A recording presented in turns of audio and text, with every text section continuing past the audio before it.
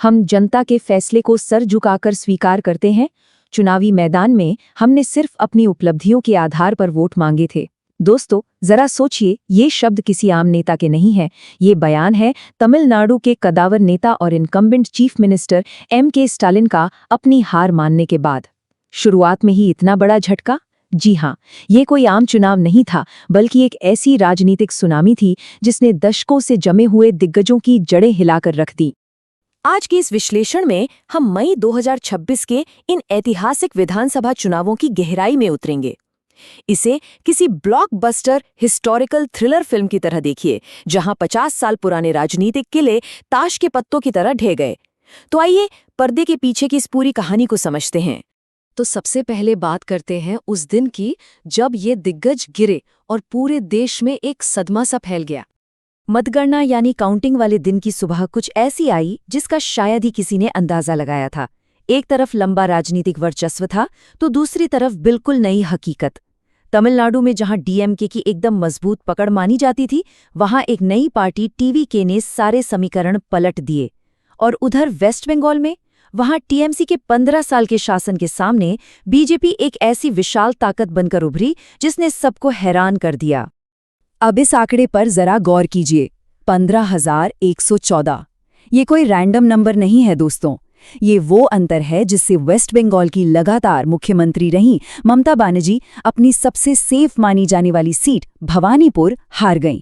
उन्हें BJP के शुभेंदु अधिकारी ने इस मार्जिन से हराया जो सच में किसी भूकंप से कम नहीं था। और अगर आपको लग रहा है कि ये उलटफेर सिर्फ बंगाल तक सीमित था, तो बिल्कुल नहीं। तमिलनाडु में 9 बार के विधायक और CM M.K. स्टालिन अपने ही मजबूत किले कोलाथुर में एक नए उम्मीदवार TVK के डेब्यूटेंट VS बाबू से हार गए। एक इनविंसिबल माने जाने वाले दिग्गज का अपने ही गढ़ में एक नए चेहरे से हारना, ये पूरी तरह से इतिहास पलट देने वाला पल था। तो आखिर तमिलनाडु में इस राजनीतिक तूफान का आर्किटेक्ट कौन था? ये थे सिनेमा के आइकॉन जो अब एक पॉलिटिकल डिसरप्टर बन चुके थे। मेरे दिल में ईमानदारी और हिम्मत है, और सबसे बढ़कर मेरे पास एक ऐसी भीड़ है जो मेरे लिए अपनी जान दे सकती है। ये डायलॉग फिल्म स्टार विजय ने 2010 की अपनी फिल्म सुरा में बोला था।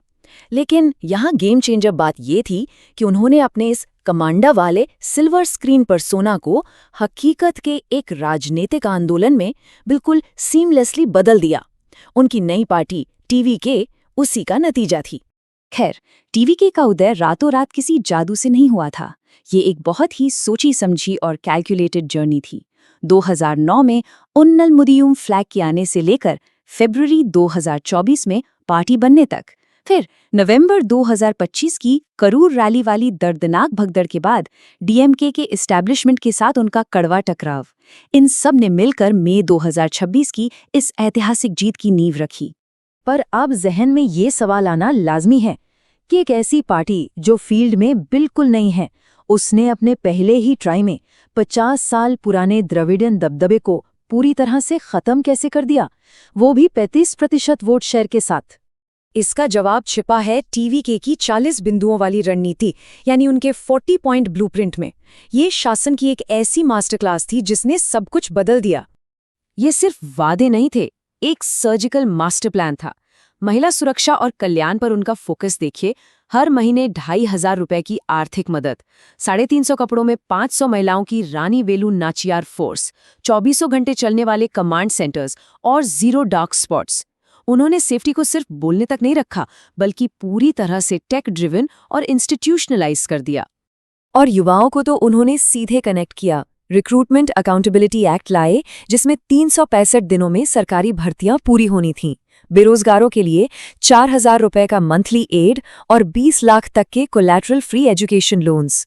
इस अग्रेसिव स्ट्रैटेजी ने फर्स्ट टाइम वोटर्स को अपनी तरफ खींच लिया। तकनीक और गवर्नेंस को जोड़ते हुए उन्होंने विक्ट्री सुपर ऐप का आइडिया दिया। साथ ही स्ट्रिक्ट पेनल्टीज के साथ राइट टू सर्विस एक्ट और सरकारी कामों पर नजर रखने के लिए एक रियल टाइम डैशबोर्ड। बेसिकली उन्होंने स्टेट गवर्नेंस के पूरे ढांचे को आधुनिक और ट्रांसपेरेंट बनाने का क्लियर वादा किया। तो इस पूरे मास्टर प्लान का फाइनल नतीजा क्या रहा?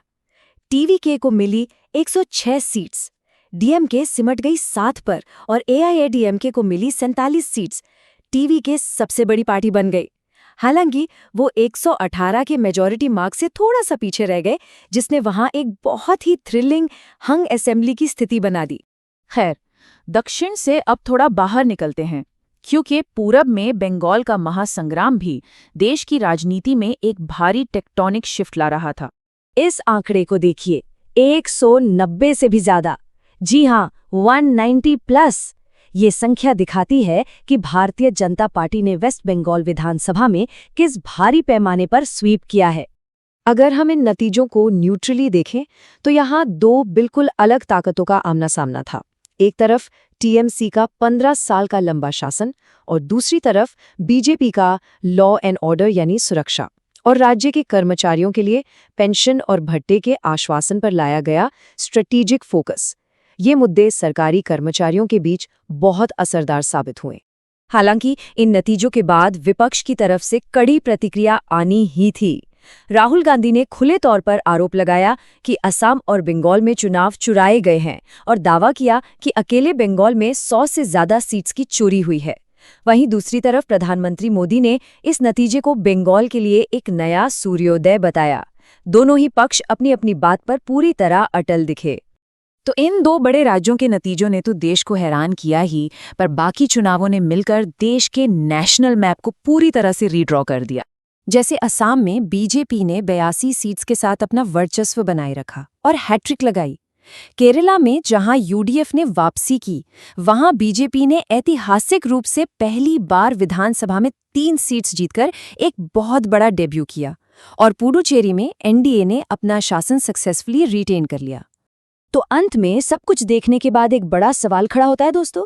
एक तरफ क्षेत्रीय दिग्गज सिनेमा से आए नए अंडरडॉग से हार रहे हैं और दूसरी तरफ राष्ट्रीय ताकतें नए इलाकों में तेजी से अपनी पकड़ बना रही हैं। ऐसे में ये भूकंप जैसे चुनावी शिफ्ट भारत के राजनीतिक भविष्य को आगे चलकर हमेशा के लिए कैसे बदलेंगे, ये वाकई में बहुत गहरी सोच का विषय है। आगे भी ऐसे ही डीपली रिसर्च्ड विश्लेषण के लिए जुड़े रहिए। तब तक के लिए सीखते रहिए और नए नजरिए से सोचते रहिए।